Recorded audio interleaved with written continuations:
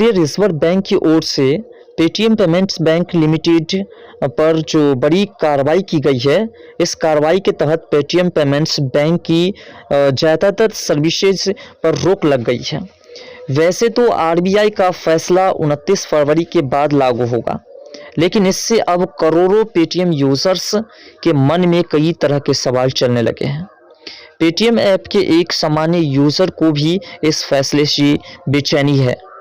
हम पेटीएम से जुड़े आपके हर कन्फ्यूजन्स को दूर कर रहे हैं आज के इस वीडियोस में कि आखिर पेटीएम्स जो बंद की जाएगी या पेटीएम्स में जो सुधार किए जा रहे हैं या पेटीएम्स के कुछ रूल रेगुलेशंस पर रोक लगाए जा रहे हैं, तो इसका असर पड़ेगा या नहीं पड़ेगा और इसका आप यूज़ कर पाएंगे या नहीं कर पाएंगे। सवाल नंबर 1 आपका सबसे पहले है कि क्या कार्रवाई हुई है इस पर।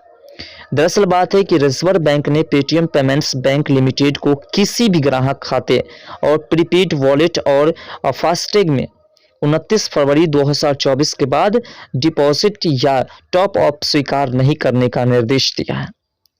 मेरे पास जो पेटीएम्स का ऐप है, तो क्या मेरा ऐप बंद हो जाएगा, ऐसा भी लोगों के मन में ख्याल आता है। तो अगर आपके पास पेटीएम का ऐप है और पेटीएम के पेमेंट्स बैंक की सर्विस नहीं ले रहे हैं, तो आपको इस फैसले से घबराने की ज़रूरत नहीं है। मतलब आप पहले की तरह आगे भी कंपनी हर एक्टिविटी कर सकेंगे। उदाहरण के लिए मोबाइल रिचार्ज, पानी, बिजली बिल भुगतान आदि, इसमें आप बिल का भुगतान करते रहें तो पेमेंट यूपीआई के जरिए एसबीआई और एचडीएफसी जैसे अपने बैंक से करते रहें, उसमें आपको किसी प्रकार की दिक्कत का सामना नहीं करना पड़ेगा और बाकी जो है उसमें दिक्कत होगी। आपका अगला सवाल ये भी रहता है कि फिर किस पर असर पड़ेगा। दरअसल बात है कि पेटीएम कई बैंकों के साथ पार्टनरशिप कर लोन जो है वो समेत अन्य कई तरह की सर्विसेज देता है और इसमें से एक पेटीएम पेमेंट्स बैंक भी है। आरबीआई के फैसले के बाद अब पेटीएम पेमेंट्स बैंक की सर्विस पर रोक लग जाएगी।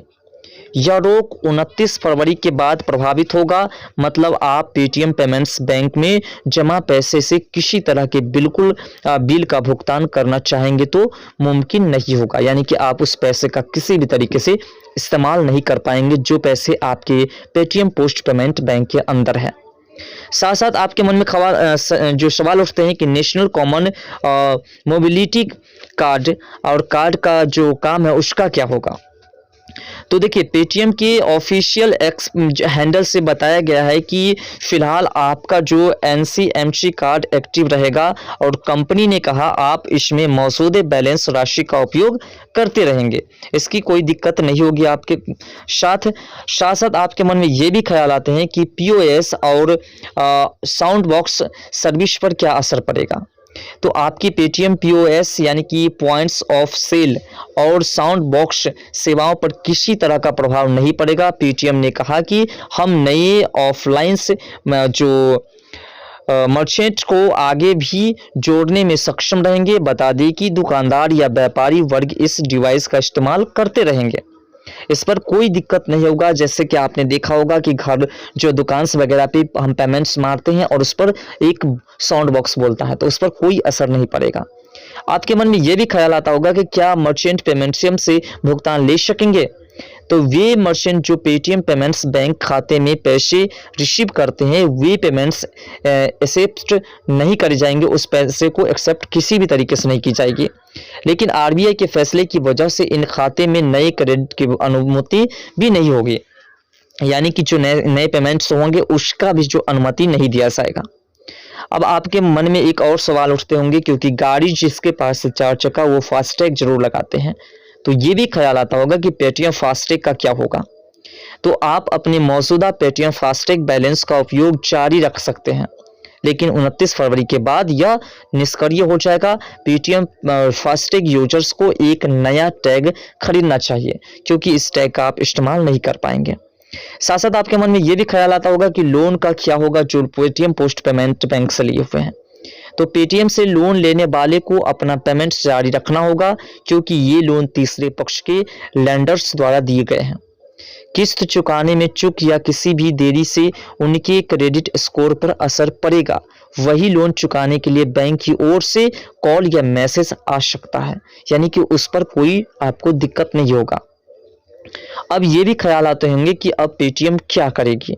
दरअसल पेटीएम की जो प्रमोटर्स 197 कम्युनिकेशंस लिमिटेड यानी कि OCL एक पेमेंट्स कंपनी के रूप में अलग अलग पेमेंट उत्पादों पर बैंकों से पेटीएम पेमेंट्स बैंक नहीं बल्कि बैंकों के साथ काम करती है। अब पेटीएम ने बताया कि प्रतिबंध से OCL ने अन्य बैंकों के साथ काम करना शुरू कर दिया है। अब हम योजनाओं में तेजी लाएंगे और पूरी तरह से अन्य बैंक साझेदारों की ओर बढ़ाएंगे और भविष्य में OCL केवल अन्य बैंकों के साथ काम करेगा, पेटीएम पेमेंट्स बैंक के साथ नहीं। इधर विजय शेखर शर्मा ने CNBC TV 18 को बताया कि हम अब सिर्फ थर्ड पार्टी बैंकों के साथ काम करेंगे। लेकिन अब देखिए पेटीएम को कितने नुकसान की आशंका है, इस पर भी चर्चा करेंगे कि पेटीएम को नुकसान होगा या फायदा। पेटीएम पेमेंट्स बैंक की करीब सभी सेवाएं 29 फरवरी के बाद बंद करने के RBI के आदेश से कंपनी के वार्षिक जो ऑपरेशनल्स प्रॉफिट पर 300 से 500 करोड़ रुपए का असर पड़ने की आशंका है।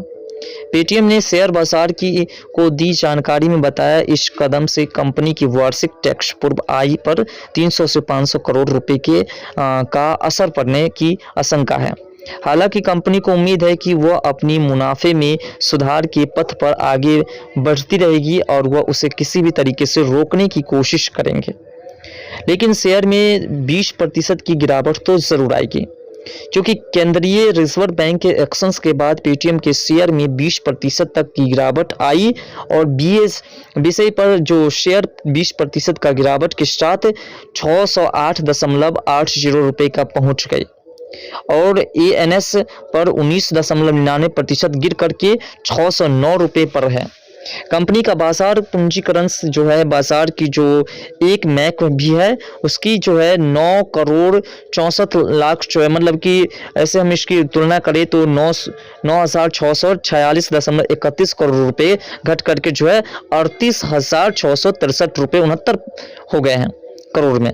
अब बता दें कि 197 जो है कम्युनिकेशंस के पास पेटीएम पेमेंट्स बैंक लिमिटेड में 49% हिस्सेदारी है, लेकिन वह इसे अपनी सहयोगी के रूप में काम करता है और न कि सब्सिडियरी कंपनी के रूप में।